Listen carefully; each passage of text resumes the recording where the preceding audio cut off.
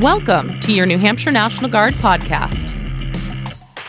We are always ready, always there. This podcast series is a production of the State Public Affairs Office. Hello, I'm Tech Sergeant Charles Johnston, your host with New Hampshire National Guard Public Affairs. I'm joined today by two pilots from New Hampshire Army National Guard Aviation, Chief Warrant Officer 3 Michael Fletcher and Warrant Officer Nicholas Rossetti. Gentlemen, thank you for joining the show today. Thanks for having us. If you could just tell us a little bit about yourselves before we start. Chief Fletcher, I'm a AGR, which is an active guard full-time pilot here at the flight facility in Concord, New Hampshire. I've been a pilot for about 13 years or so. I was enlisted before that as a mechanic, and then prior to that, I was a prior service Marine, also a mechanic on helicopters. Mr. Rossetti? Yes, sir. Thanks again for having us. My name's Warrant Officer 1 Nicholas Rossetti. I am a Black Hawk pilot here in the New Hampshire Army National Guard, one of the newest and recently most graduated flight school students here in the New Hampshire Army National Guard. Before coming over to the aviation side, I was actually enlisted with the 39th Army Band as a drummer over there down in Manchester. But pleasure to be here and transferred over to the aviation side. You're both pilots. You both fly Black Hawks. Talk a little bit about that. What's it like flying a Black Hawk in the New Hampshire Army National Guard? We can start with you, Chief Fletcher.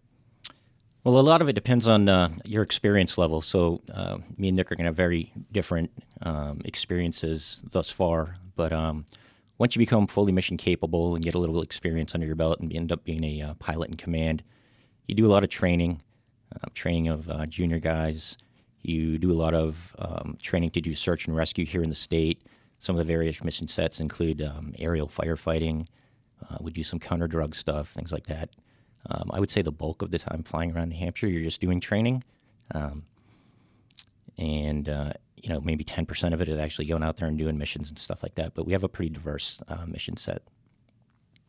Actually, last year we had the most search and rescues in a year that we've ever done before. A lot of that is based on our capabilities continue to get better. We're able to do more time on station and stuff like that with some of the newer aircraft. We really make the fish and game officers, they're the controlling agency anytime there's a search and rescue mission. And we help them out by basically not having them to have to carry these people down the mountains to prevent further injuries and stuff like that.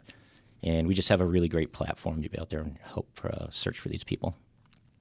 A lot of people don't understand that the New Hampshire Army National Guard has an aviation unit, let alone helicopters, fixed wing.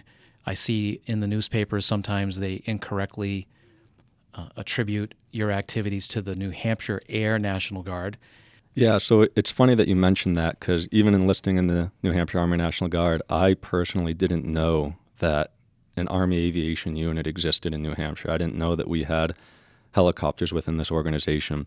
It was something I was blind to, and I joined the band, and that was my mission. And it didn't occur to me or come to my realization that this existed until I actually was exposed to Best Warrior in the unit and went down on an annual training with them and had no idea that it was part of the organization. So upon finding out about that and the people, that's really what kind of piqued my interest and got me into the application process, which we'll talk about later. But once I learned that mission and how you can kind of fight your missions here in the state with helicopters in New Hampshire and stay here in New Hampshire, it was a no-brainer. And that was back in 2018, and I started the application process right away because it was too cool not to. But yeah, flight school is probably one of the coolest schools and experiences you can ever have in your whole entire life. It was incredible. Obviously, before that, you have to start with some type of officer commissioning or appointment source. So you have your two routes that we'll talk about, which is, becoming a warrant officer or a commissioned officer. And then you have your sources through that, warrant officer candidate school for warrants, and then OCS, direct commission, or OCS or ROTC for the officer side of the spectrum. After that, though, you'll start with a PCS, a permanent change of station move down to Fort Rucker, Alabama, where the Army will pay for you to move all your stuff and gear down to a house in Alabama. So you can live on base, off base, your preference. And then from there, you start all the training.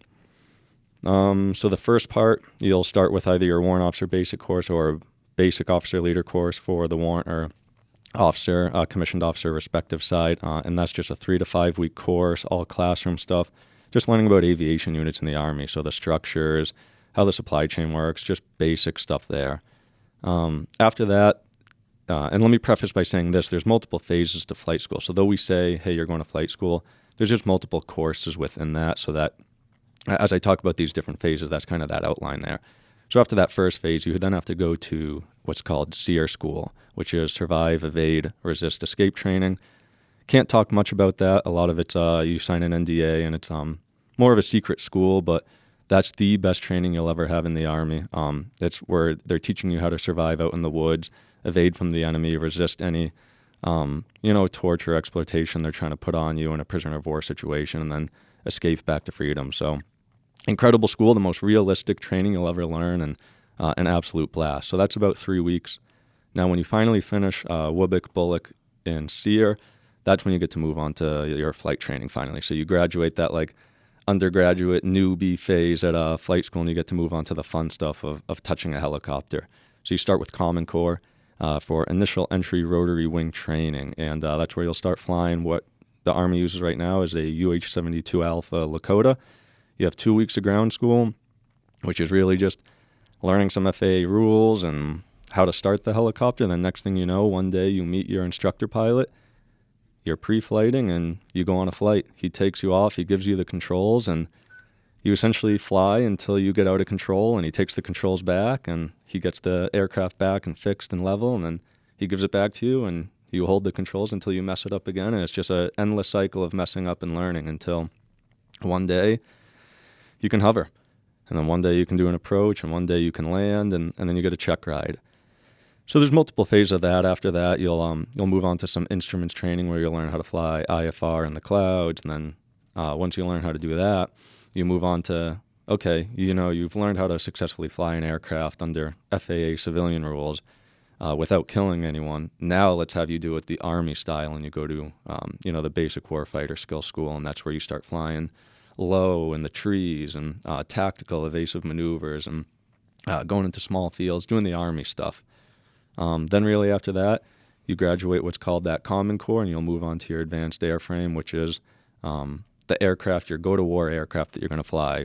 So for us, that was the Black Hawk for me, but for some counterparts, that may be a CH-47 Chinook or an AH-64 Apache.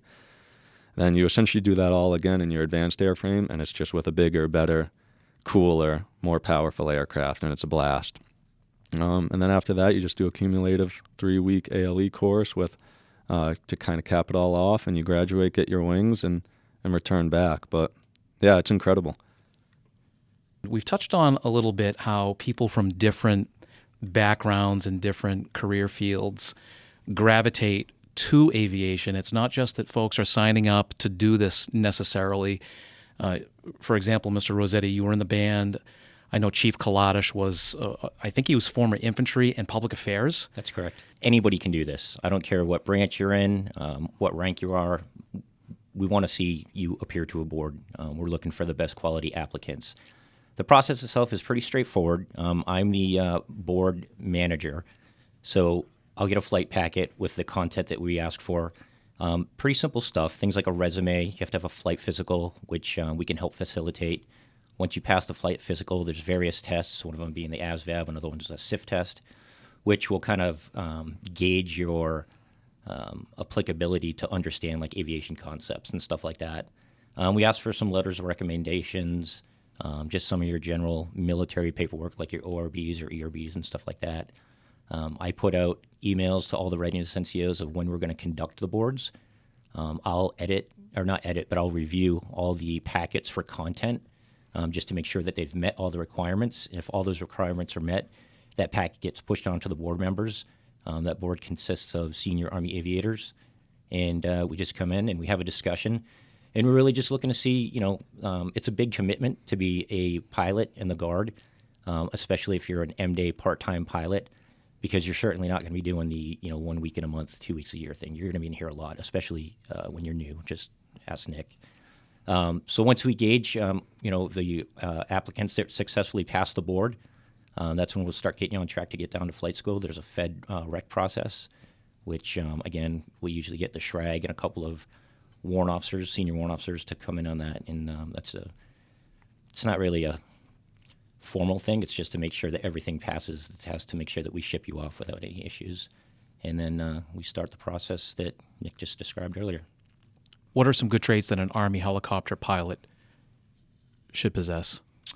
A lot of focus, a lot of adaptability, because no matter what you plan, even on a very basic mission, it's not always going to go like that. In fact, it rarely does.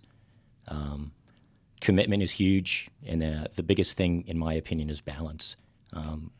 Especially as a part-time Army aviator in the Guard, you have to be able to balance your family life, your civilian career, this huge commitment that you've just taken on with flying aircraft, and also, take time to do a little self-care and enjoy life too. I mean, realistically, like you said, it's a big commitment, but it doesn't feel like a job or a burden. Every day you show up and you see the people are like family, which is cool. It's probably some of the greatest people I've met in the Army. And then you show up and you go to pre-flight your Black Hawk, and you kind of just take a second, you're like, whoa, this thing's pretty cool. And then next thing you know, you're flying, and there's no greater feeling than flying through New Hampshire and knowing that you're doing it with people you love, that people that are great, and across a gorgeous, gorgeous state with the mountains, the lakes, the ocean. So it's a lot of work, but it doesn't feel like it, and it truly is special.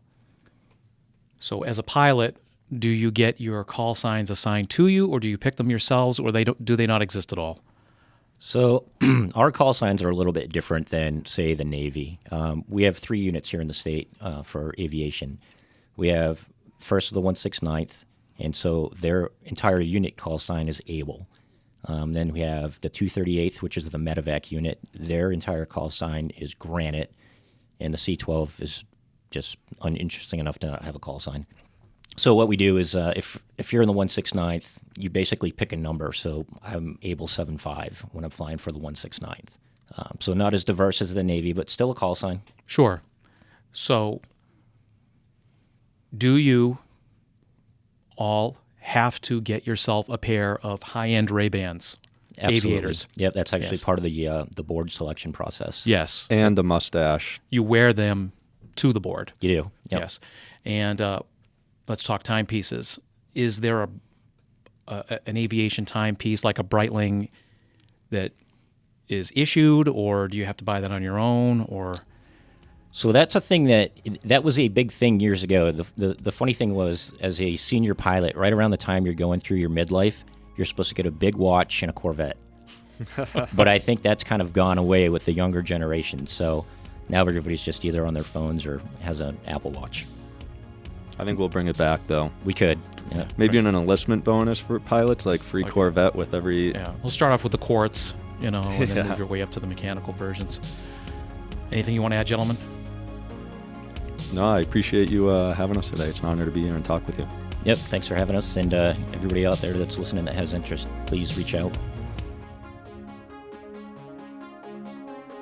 Thanks for listening to your New Hampshire National Guard podcast.